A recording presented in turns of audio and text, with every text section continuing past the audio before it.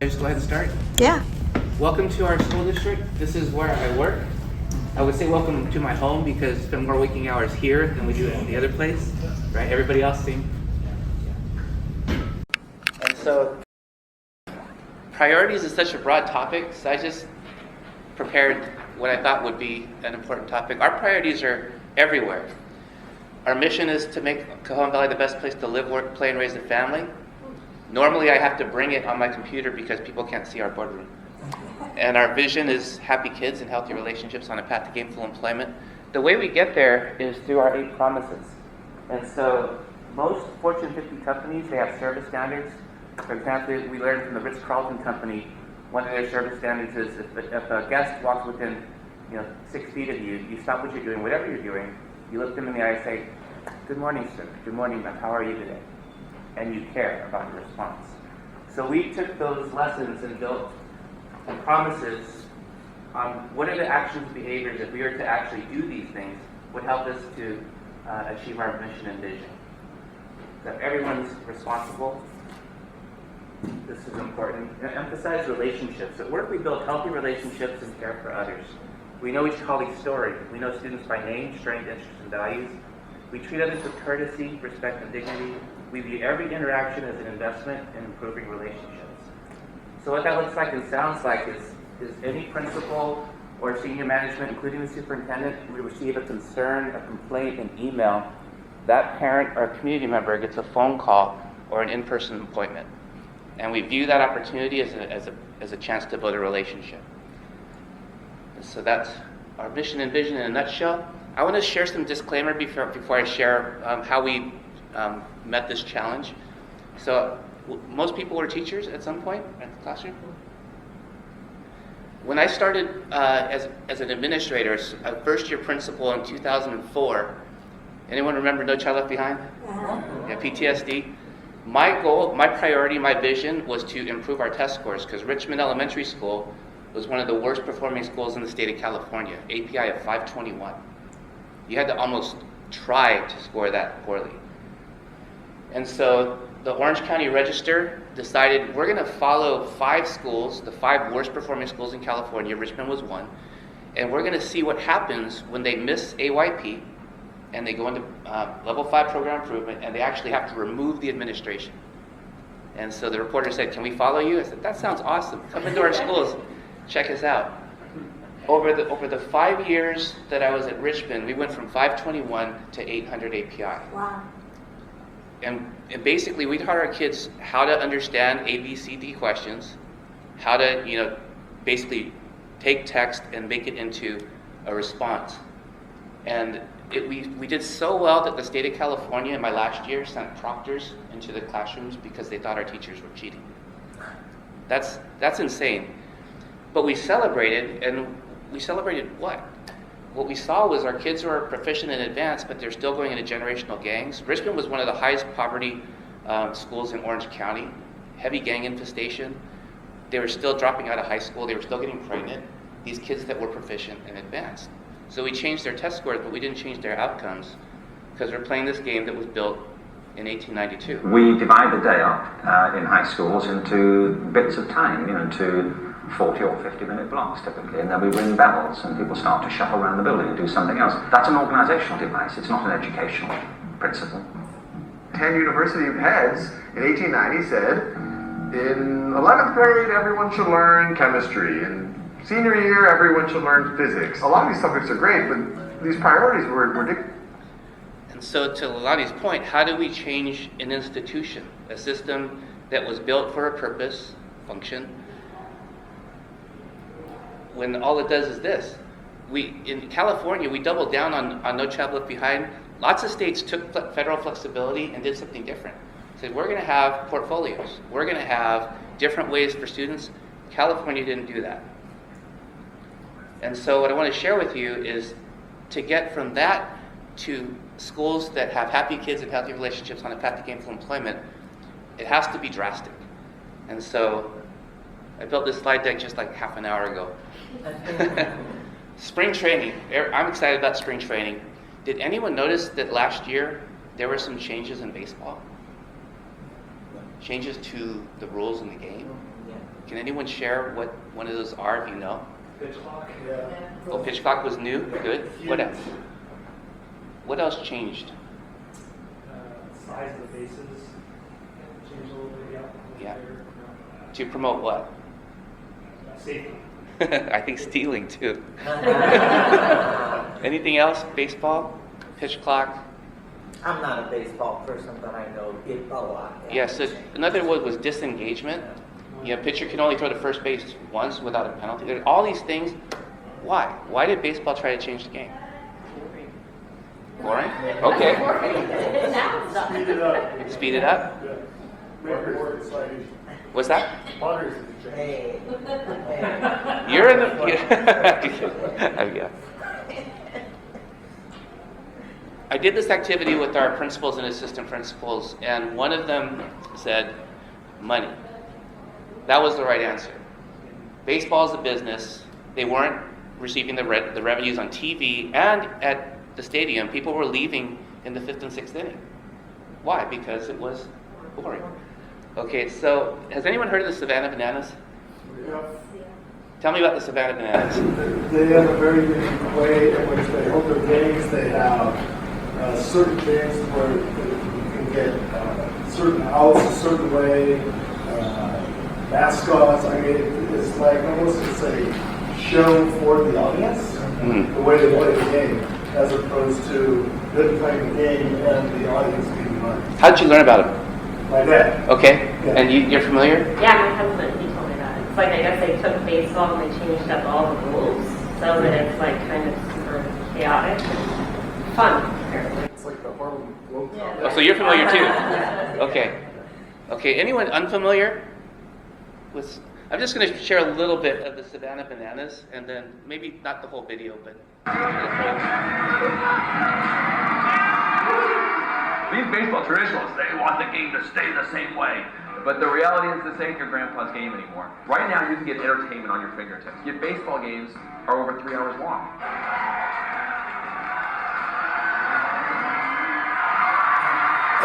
No one goes to a great movie and says, oh, that movie's outstanding, I'm going to leave in the middle of it. But yet so many people come to a baseball game after the 5th inning, they've had enough.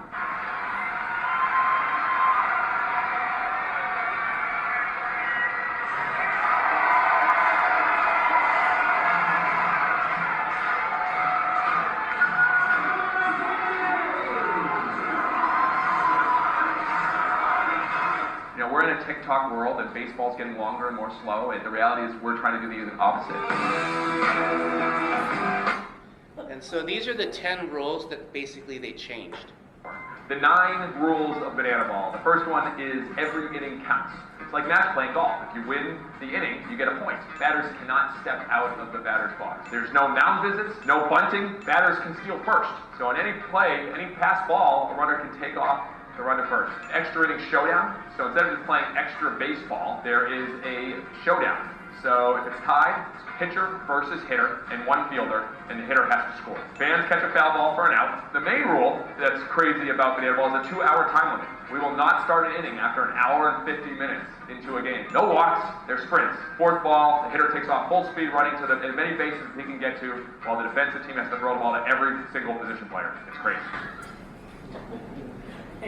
So their motivation was partially money, but what Jesse would say, and this is an hour-long documentary, I just took a couple clips, it's worth watching the whole thing. They focused on the fans. They wanted the fan experience to be so good that after every game, with innovation, fans would leave and say, you wouldn't believe what they did at the Savannah baseball game today. You wouldn't believe what they gave me at the concession stand.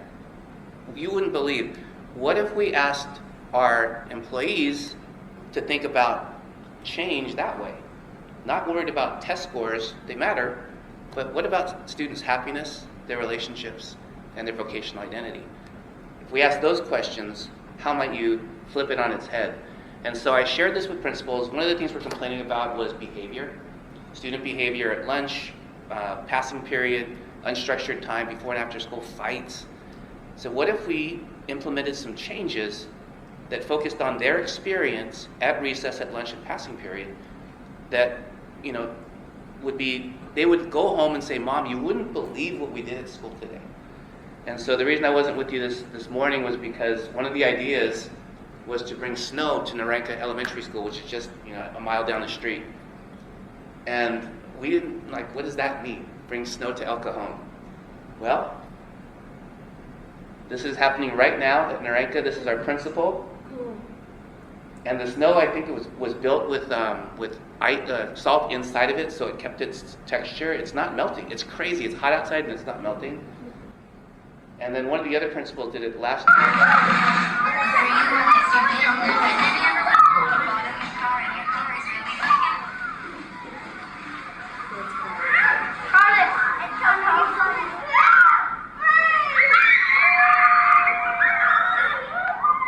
I was on a Zoom call with some superintendents that were actually having a snow day on the East Coast, and they're like, why in the world would you pay to bring snow? My kids are at home because of snow, but we didn't want to crush the enthusiasm of our administrators. One of our principals said, I want to have 100 high-quality purple wigs for all of our staff.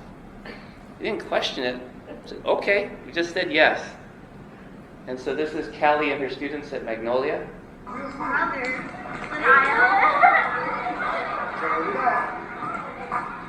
it up.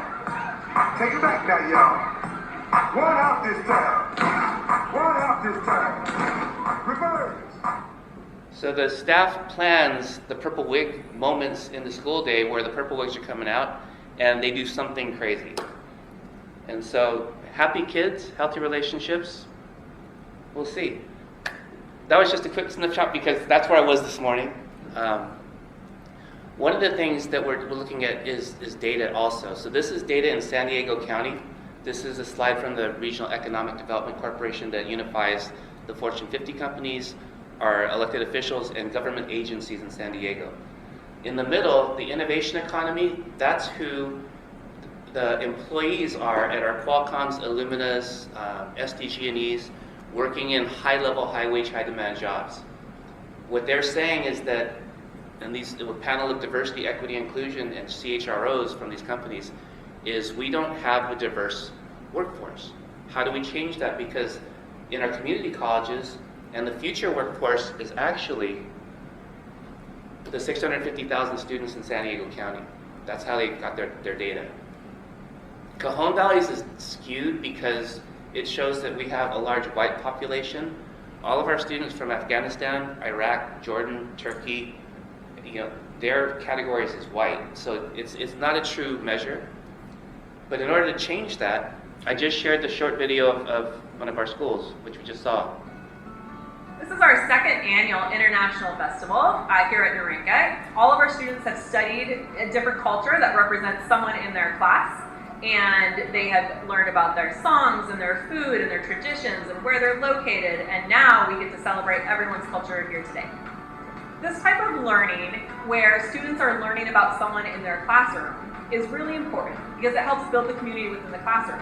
But it also helps build the community in our larger El Cajon area because chances are... I'm not going to share the whole video, but there's over 40 languages spoken just at Narenka Elementary School. There's 1,000 kids. It's school-wide Title I.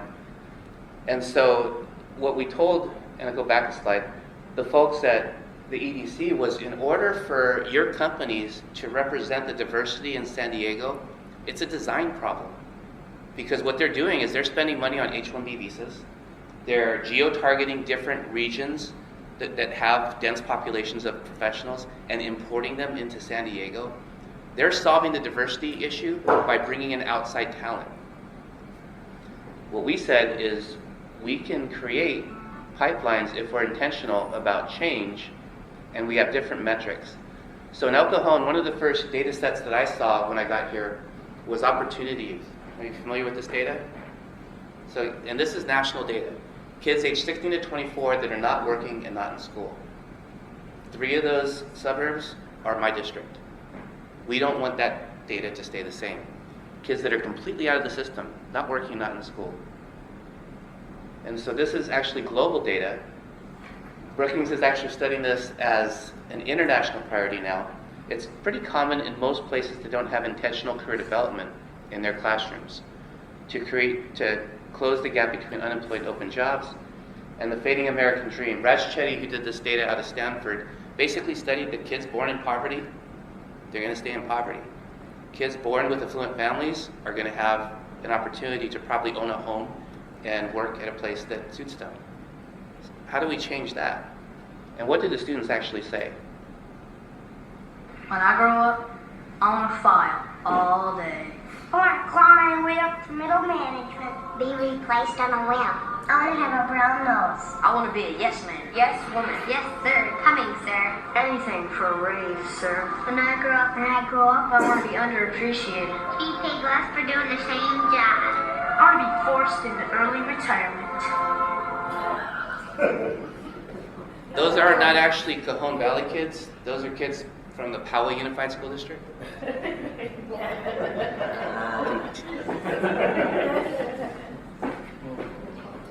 Sometimes in my slides I say unified, but no, I just... The other data set is the outstanding student loan debt. When you think about the 1.8 trillion and President just eliminated some debt for some lucky people, these are the successful ones. They graduated high school, they completed a FAFSA, they got into college, and now we have this enormous debt problem and a huge gap between the unemployed and open jobs. This data is all indicating that something is wrong. And so in order for us to actually change the trajectory of our 80% plus unduplicated students that are coming with no resources from the Middle East or born into poverty, we had to think of a different way. And so I have to credit right now our board, the 5 people that I sit with here on a regular basis. Without them, we can't do any of this work because they approve all expenditures and all policies. But many years ago, we started using Gallup data to measure student engagement, hope for their future, career and financial empowerment, and entrepreneurial skills.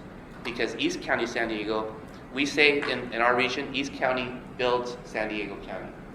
Developers, manufacturers, small business. And so in order to create the best place to live, work, play, and raise a family, close the gap between the world of work, the function has to change. It was designed originally, this founding father, John Adams, 2 educations to teach kids how to live and how to make a living. Wouldn't it be so great if we were responsible for that?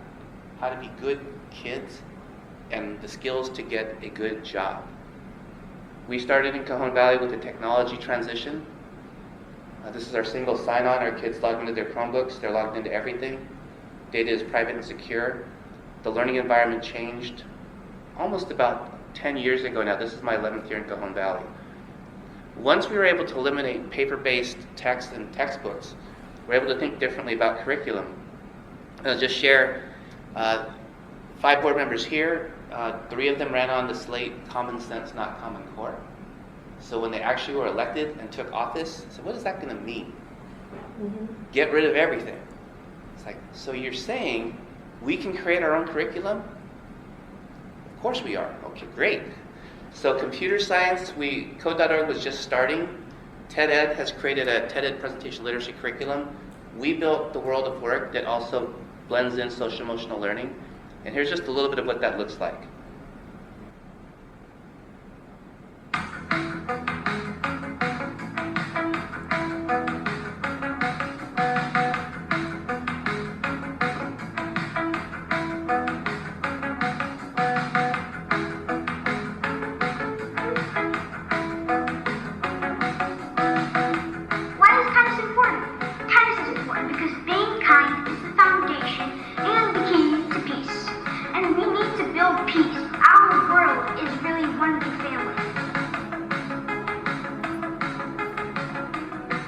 Hope is where we are. Our journey had just begun.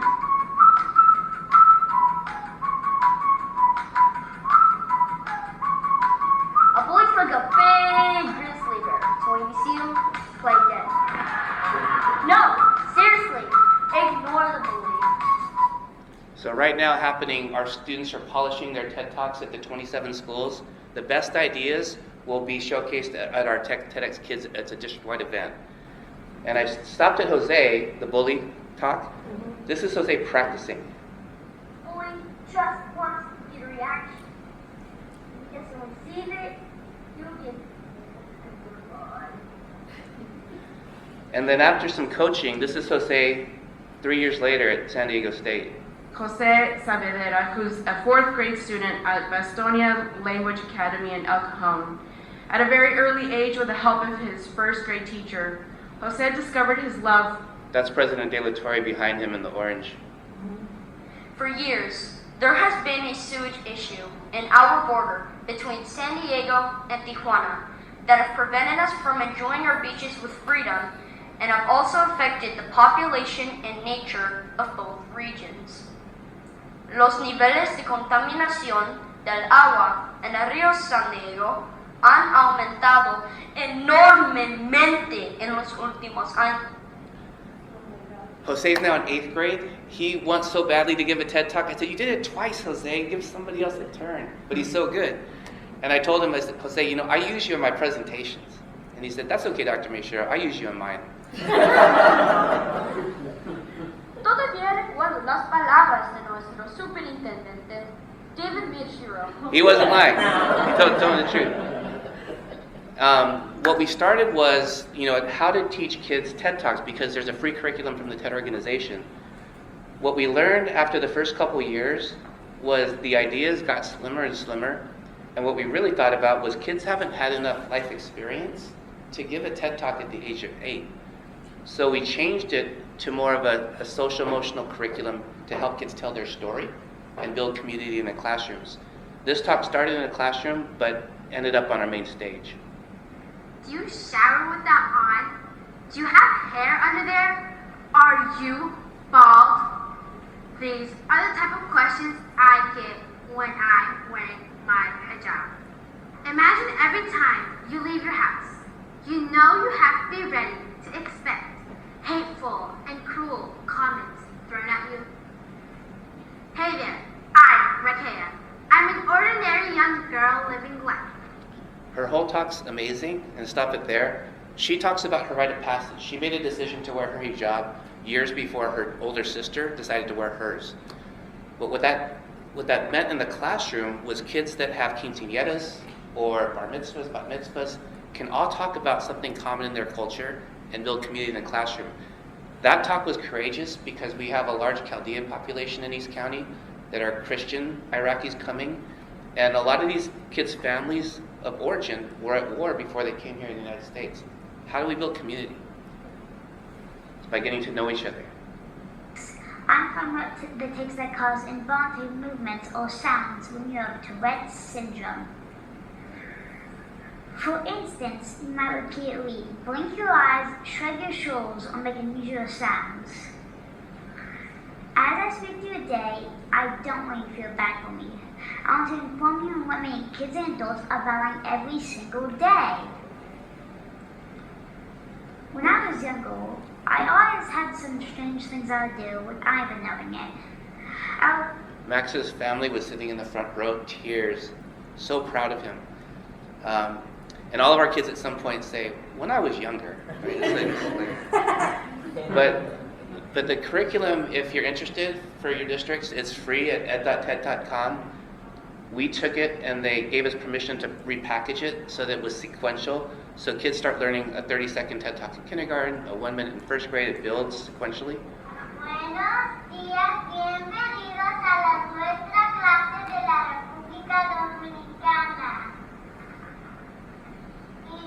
So that's what it looks like in the classroom. And that's just couched in our vision. Happy kids, healthy relationships on a path to gainful employment. Telling their story is a key component. Self-awareness is a key to happiness. And the academic and career journey aligns with the path to gainful employment. Everything's very intentional around the vision, the mission, and our promises. This is one last TED Talk from Venosha. This is when she first came from Iraq. Waiting is the most difficult thing in the world because you can't do anything for your future and you only waste time in waiting without knowing what will happen to you and your family. My family and I moved from Iraq to Jordan on January 12, 2011. We spent almost 5 years in Jordan waiting for our resettlement to the United States.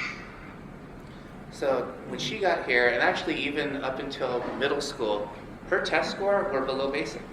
She was failing.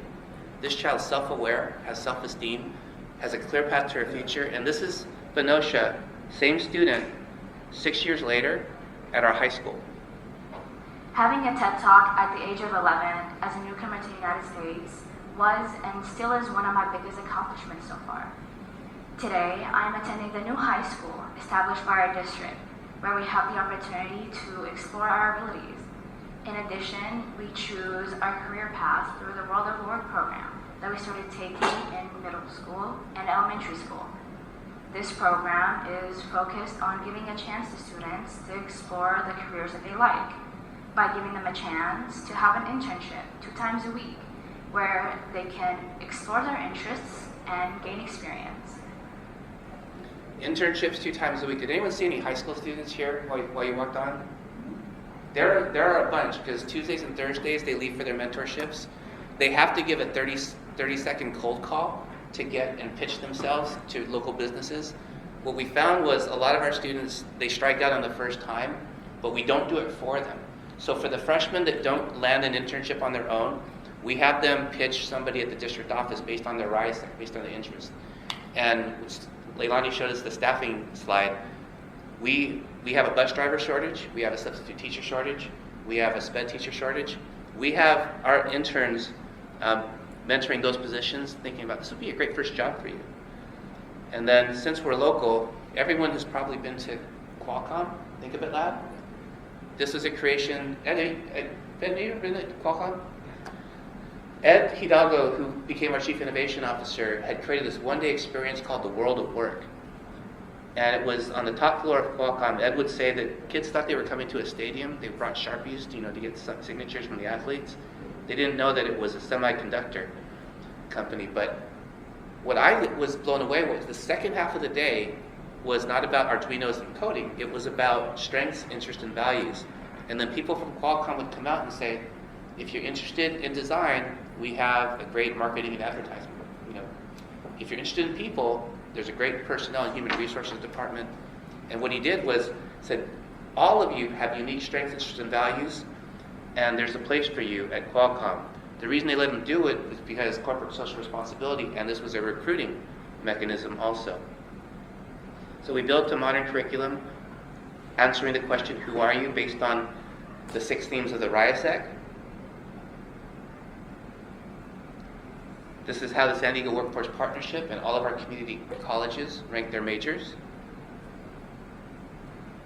And that's what it looks like for kids in the classroom. They have these awesome experiences where they explore themselves and start to build a language of RIASEC. And I'll just play 2 short students talking about their RIASEC codes in the context of work. I learned about the RIASEC and I am an enterprising persuader. I like to talk, speak out, and share my ideas. I like to stand up in front of my classmates and present projects. I think it would be fun to open my own business one day and sell things. The best part about being a persuader is making ideas that people might use in the future. Enterprising persuaders can change the world by taking risks and speaking up for others in need. This is a student with the realistic theme. I took the RIASEC inventory. The themes that best fit me are realistic and enterprising. Today, I lead with realistic because I like doing things hands-on, like switching out parts on my skateboard, working with animals, tools, or machines. Most people with the realistic theme like working outside, in parks, athletic fields, farms, or even in the military. Some of the greatest skills realistic doers have are building, using tools and equipment, and really anything that involves hands-on doing. I appreciate things that I can see, touch, and use, and I like being physical and active. Realistic doers can use their unique interests to build a better world. So kids, self-aware, self-esteem, self-efficacy, belief. This is what it looks like in 1st grade. Hi, my RIASEC code is ACS. I'm artistic when I use my imagination to draw and create things. I'm conventional when I learn and also because I like math and numbers and when I sort things. I am social when I help and be kind. Thank you for watching. Bye. It's a seesaw, right? This child was accurate in her description of the RIASEC themes. The teacher was very intentional. So our kids, every grade, every year, starting in kindergarten, go through 4 levels of career development. They explore, they simulate, they meet a pro, and they practice. And I'm just going to share one more piece of data with you that helps us not just validate, but going back to the first slide from the EDC, how do we change the diversity pipeline for our local economy? This is research out of the UK. Okay, now who would like to meet these people for real?